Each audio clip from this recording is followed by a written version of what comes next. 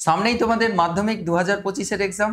তোমাদের অনেকের আবদার ছিল, অনেক রিকোয়েস্ট ছিল যে স্যার জিওগ্রাফিতে একটু সাজেশন দিন। তোমাদের ইংলিশে সাজেশন গেছে, আমাদের ম্যাথমেটিক্সে সাজেশন গেছে, ফিজিক্যাল সায়েন্সে আমি সাজেশন নয়, আমি তোমাদের রিভিশন করিয়েছি।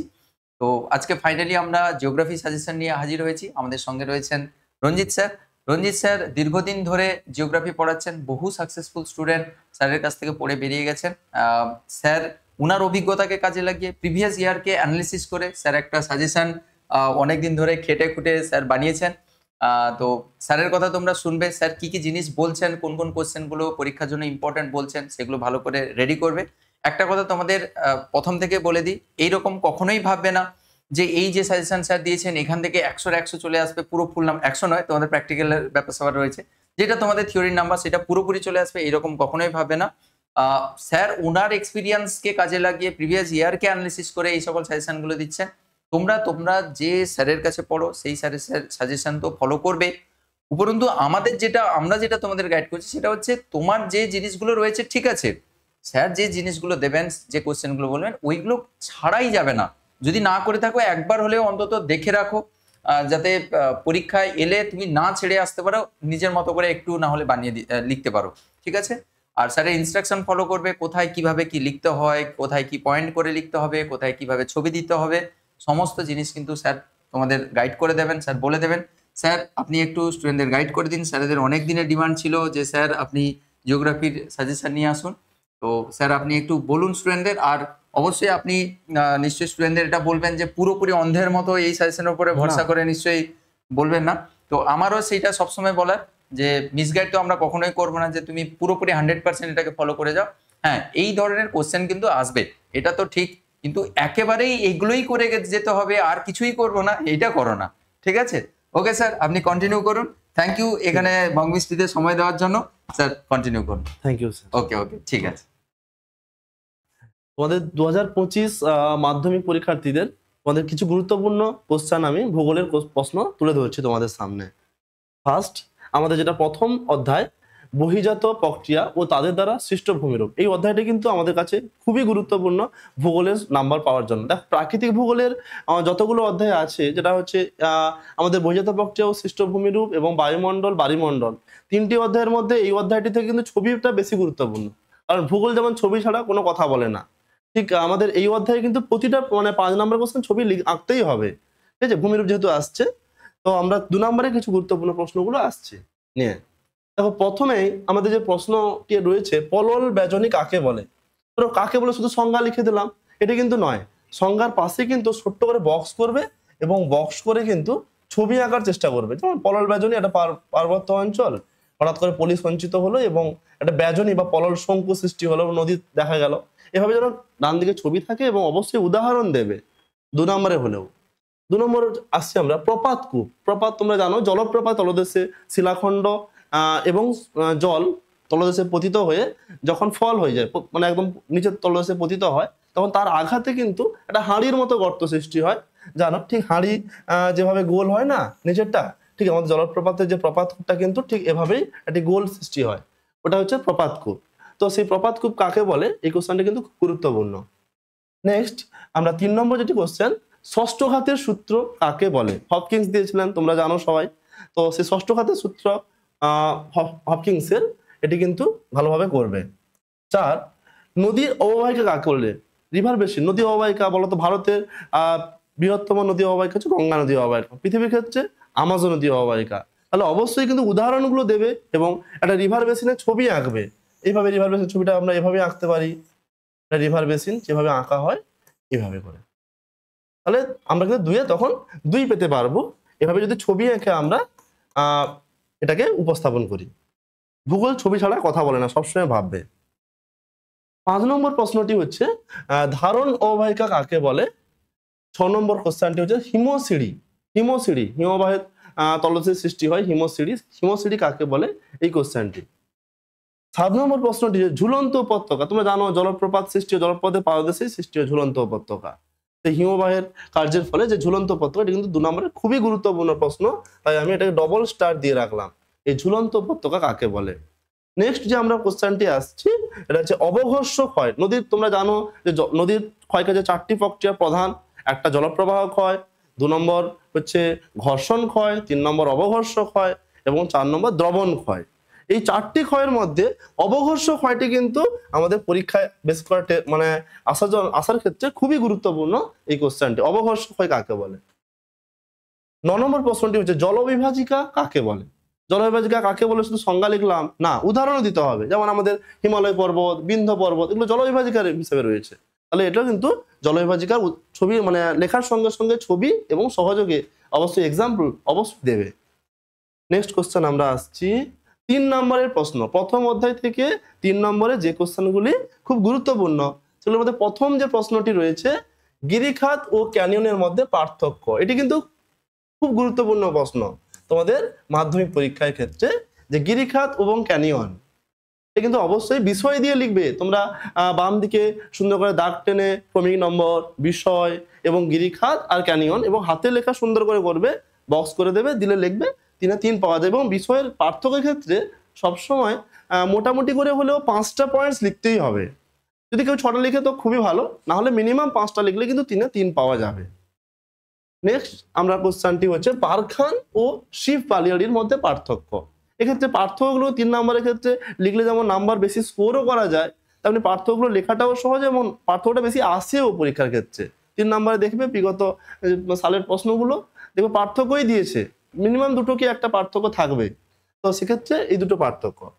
নেক্সট আমরা হচ্ছে অবরোহণ ও আরোহণ প্রক্রিয়ার মধ্যে পার্থক্য। একদম প্রথমের শুরুতেই তোমাদের এই কোশ্চেনগুলো যে স্যারেরা পড়িয়েছেন, তোমরা দেখেছো যে এই কোশ্চেনটি প্রথম শুরুতেই আছে, অবরোহণ আর আরোহণ। অবরোহণ মানে হচ্ছে ক্ষয়, আরোহণ মানে হচ্ছে সঞ্চয়, মানে ক্ষয় এবং সঞ্চয়। যেমন ধরো কোনো একটা ভূমিরূপ অধিক ক্ষয়প্রাপ্ত হয়ে গেল, আবার ক্ষয়প্রাপ্ত হয়ে একটা নির্দিষ্ট পর্যায়ে চলে এলো, তখন তাকে আমরা পর্যায়ন বলবো। তাহলে সেই যে অবরোহণ এবং আরোহণ দুটো, একটা ক্ষয় হলো এবং একটা সঞ্চয় হলো, তার মধ্যেও কিন্তু যে পার্থক্যটা তৈরি হয়, তো সেক্ষেত্রে কিন্তু এই পার্থক্যটি খুবই গুরুত্বপূর্ণ কোশ্চেনটি। নেক্সট, ঝুলন্ত উপত্যকায় জলপ্রপাত সৃষ্টি হয় কেন? এই কোশ্চেনটিও খুবই গুরুত্বপূর্ণ। আবার একটি পার্থক্যে আসছি আমরা, রসেমতানে ও ডামলিনের মধ্যে পার্থক্য। রসেমতানে ও ডামলিন, হিমবাহের ফলে রসেমতানে ও ডামলিনের মধ্যে পার্থক্য। নেক্সট 6 নম্বর প্রশ্নটি হচ্ছে বদ্বীপ গড়ে ওঠার অনুকূল পরিবেশ। তোমরা কিন্তু এই কোশ্চেনে অবশ্যই বদ্বীপ কাকে বলে উল্লেখ করবে। শুধুমাত্র লিখে দিলাম পয়েন্টস আকারে বদ্বীপ গড়ে অনেকগুলো পরিবেশ, না, বদ্বীপ জিনিসটা কি আমি জানলাম না, তা অনুকূল পরিবেশ লিখলে হবে?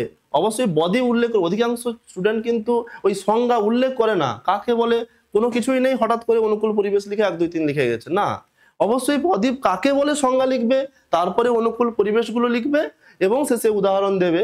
তখন কিন্তু আমরা 3-এ 3, কোনোভাবেই মানে কোশ্চেনের অসম্পূর্ণতা নেই, পুরোপুরি সম্পূর্ণ একদম।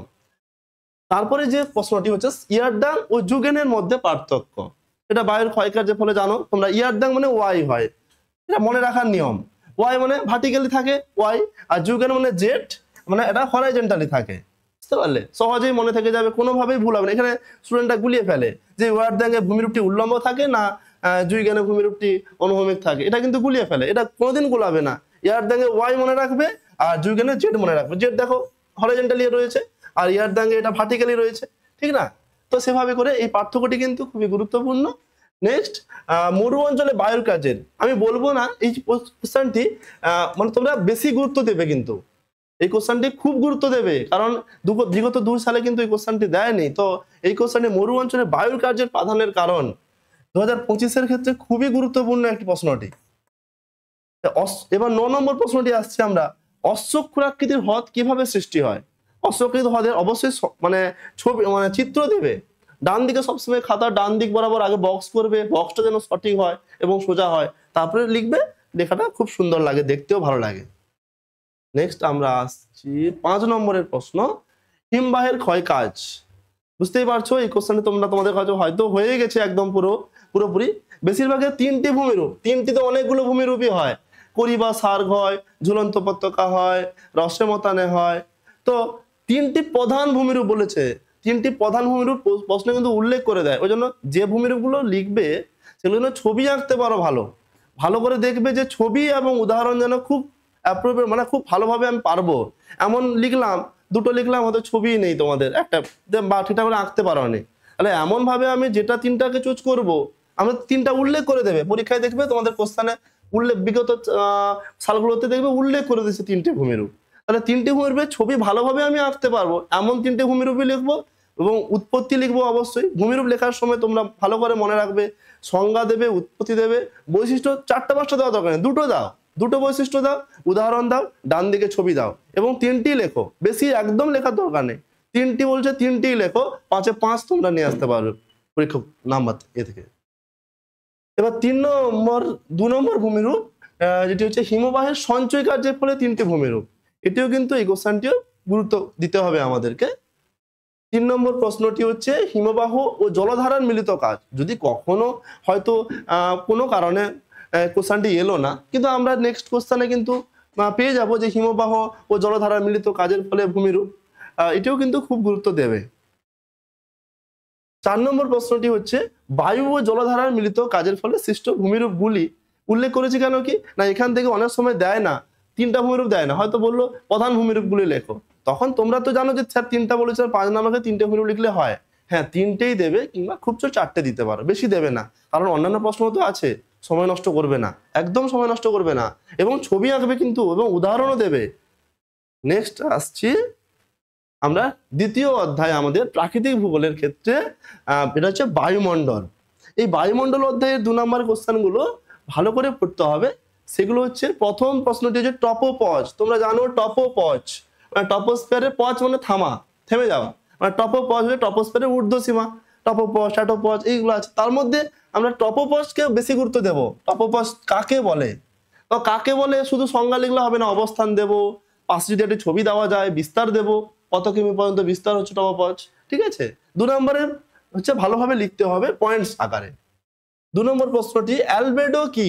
অ্যালবেডো তোমরা জানো হিট ব্যালেন্সের ক্ষেত্রে অ্যালবেডো 34% হচ্ছে কোনো বায়ুমণ্ডলকে উত্তপ্ত না করে মহাশূন্যে চলে যায়, ওটা অ্যালবেডো বলা হয়। শুধু সংজ্ঞা নয়, সংজ্ঞার পাশাপাশি তার বৈশিষ্ট্য দুটো দিতে হবে, যে অ্যালবেডোর ফলে কি হচ্ছে, এভাবে বৈশিষ্ট্য দিয়ে লিখবে। 3 নম্বর প্রশ্ন হচ্ছে সমস্ত রেখা কাকে বলে।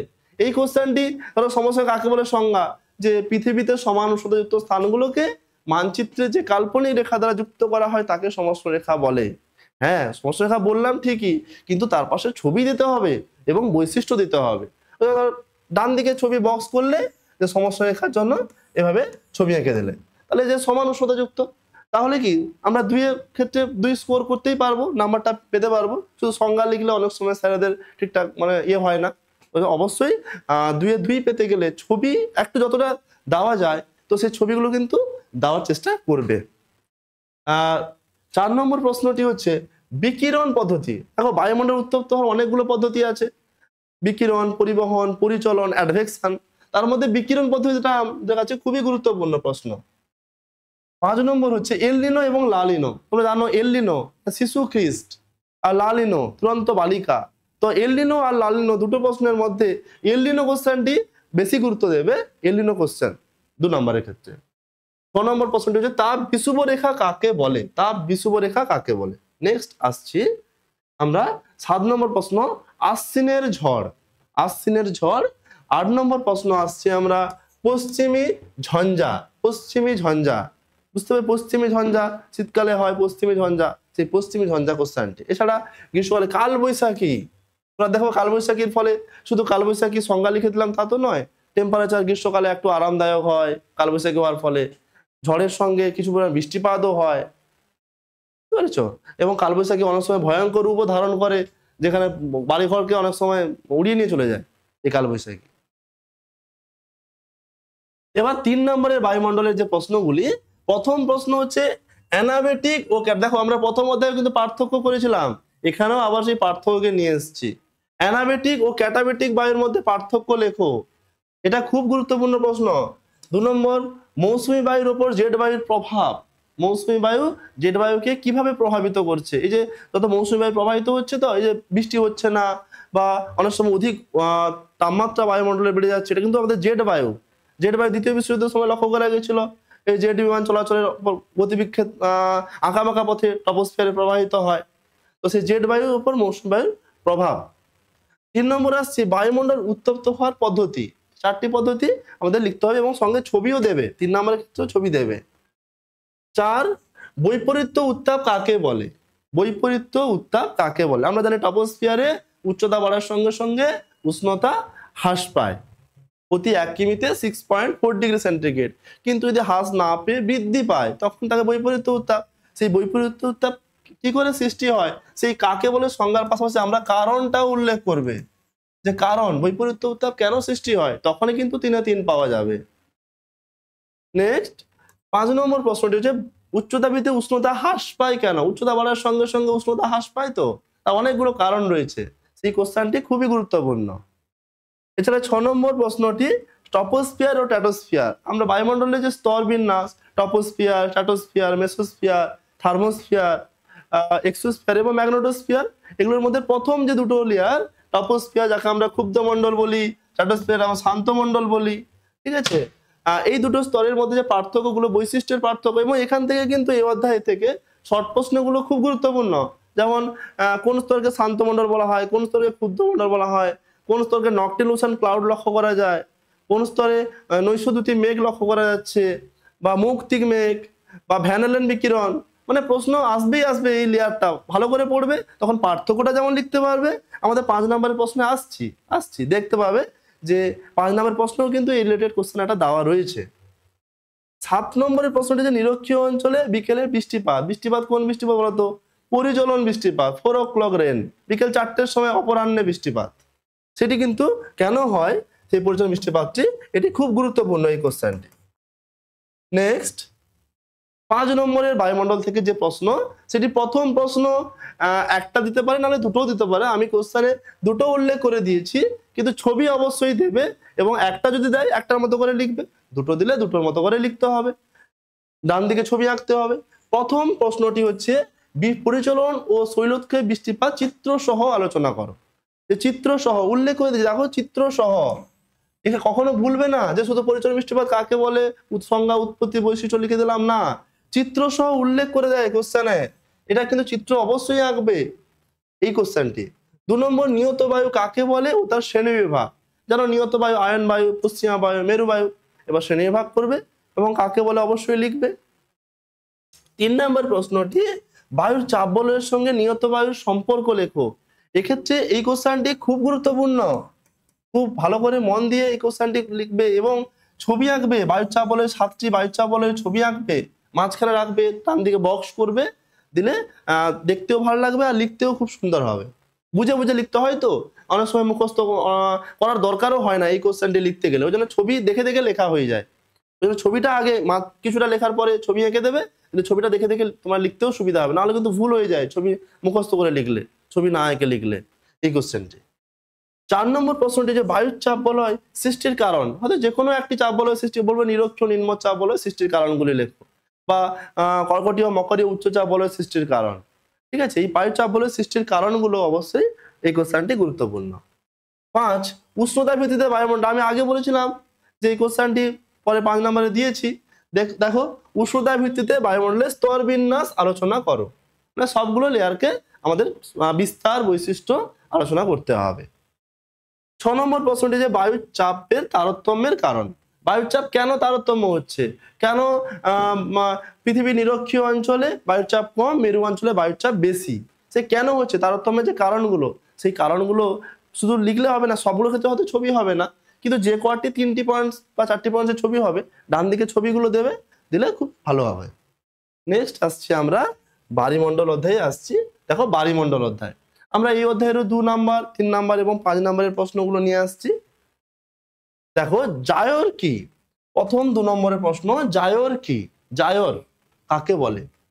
2 শৈবাল সাগর কাকে বলে। শৈবাল সাগর, শৈবাল সঞ্চিত হয়ে যায়, জমে যায়, সেখানে একদম শান্ত আবহাওয়ায়, সমুদ্রে কোনো স্রোত থাকে না, তাই সেই শৈবাল সাগর কাকে বলে।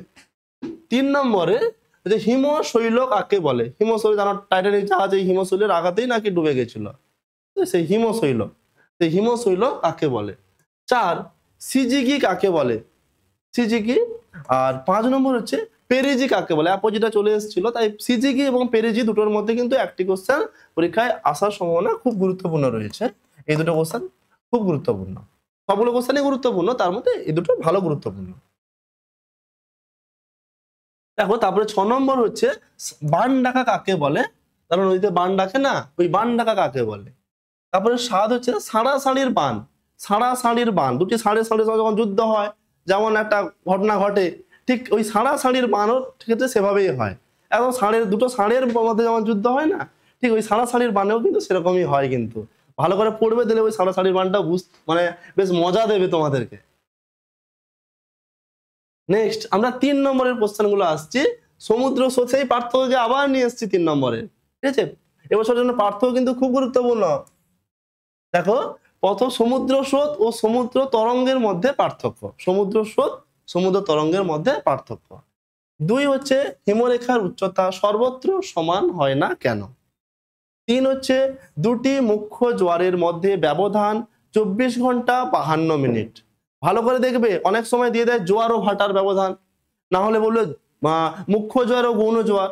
আমি কিন্তু উল্লেখ করে দিয়েছি এখানে দুটি মুখ্য জোয়ার, ঠিক আছে? সময়টা ভালো করে দেখবে, 24 ঘন্টা 52 মিনিট হয় কেন? দুটি মুখ্য জোয়ার। অনেকেই দেখেই না, হবে মুখ্য জোয়ার ও গৌণ জোয়ার। অনেকগুলো প্রশ্ন তো একই রকম দেখতে মনে হয় যেন।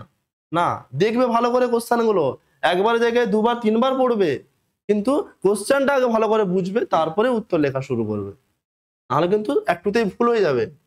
4 নম্বর প্রশ্নটি হচ্ছে অ্যাপোজি ও পেরিজির মধ্যে পার্থক্য। 5 পূর্ণিমা অপেক্ষায় অমাবস্যায় জোয়ারের প্রাবল্য বেশি হয় কেন? পূর্ণিমাতে যে জোয়ার হয়, অমাবস্যাতে কিন্তু জোয়ারের প্রাবল্যটা বেশি হয়। সেই বেশি হয় কেন, সেই কারণ কিন্তু 3 নম্বরের প্রশ্নে আলোচনা করতে হবে। 6 হচ্ছে মগ্নচড়াকে কেন্দ্র করে মৎস্য আহরণ ক্ষেত্র, যেমন আমাদের grand bank, Doggers bank, Doggers bank, অর্থাৎ এগুলো তো মগ্নচড়া, এখানে প্লাঙ্কটন লক্ষ্য করা যায়, যেটা মাছেদের প্রধান খাদ্য। সেই কেন মগ্নচড়াকে কেন্দ্র করে মৎস্য আহরণ ক্ষেত্রগুলো গড়ে ওঠে? তো সেই মগ্নচড়া সৃষ্টির কারণ আগে আলোচনা করতে হবে, তবেই তো সেখানে মৎস্য আহরণ ক্ষেত্র গড়ে ওঠার কারণ আলোচনা হয়ে যাবে, ঠিক আছে? এই কোশ্চেনটি ভালো করে গুরুত্ব দেবে। নেক্সট 5 নম্বরের প্রশ্ন, আমরা 3টি প্রশ্নকে বেছে নিয়েছি, তার মধ্যে কিন্তু একটি কোশ্চেন পরীক্ষায় খুব গুরুত্বপূর্ণ থাকবেই থাকবে। প্রথম প্রশ্নটি জোয়ার ভাটার সৃষ্টির কারণ আলোচনা করো। এই কোশ্চেনটি ভালোভাবে তোমরা দেখবে এবং বুঝে পড়বে। 2 নম্বর হচ্ছে জোয়ার ভাটার ফলাফল লেখো। ফলাফল অনেক সময় দিয়ে দেয় সুবিধা এবং অসুবিধা, একই জিনিস কিন্তু জোয়ার ভাটার ফলাফলে। অর্থাৎ ফলাফল মানে সবসময় যে ভালো ফলাফল, ভালো জিনিস হবে তা নয়, কিন্তু ফলাফল 2 রকমেরই হয়। অনেকে কোশ্চেনটা বুঝতে পারে না, শুধু গুরুত্বগুলো লিখে দিয়ে চলে আসে। না, ফলাফল দুভাবেই হয়, সুপ্রভাবও হতে পারে, আবার কুপ্রভাবও হতে পারে, ঠিক আছে? সেক্ষেত্রে জোয়ার ভাটার ফলাফল আলোচনা করো এই কোশ্চেনটি। 3 নম্বর সমুদ্র স্রোত সৃষ্টির কারণ, ঠিক আছে? এই কোশ্চেন 3টে কোশ্চেন দেখবে, তখন এখান থেকে আমরা একটা কোশ্চেন হয়তো পরীক্ষায় পেতে পারি, এবং গুরুত্বপূর্ণ কোশ্চেন। 4র্থ অধ্যায় রয়েছে বর্জ্য ব্যবস্থাপনা, 5ম রয়েছে ভারত, তো ভারতের প্রাকৃতিক আর অর্থনৈতিক রয়েছে, এবং 6ষ্ঠ অধ্যায় যেটা শেষ অধ্যায়, সেটি হচ্ছে ভূবৈচিত্র্য মানচিত্র ও উপগ্রহ চিত্র। তোমরা কমেন্ট বক্সে জানিও, তখন আমরা 3টি অধ্যায়েরও আবার সাজেস্টিভ কোশ্চেন নিয়ে আমি আপলোড করে দেবো। আর ভালো করে মন দিয়ে পড়াশোনা করো। Tata, bye bye.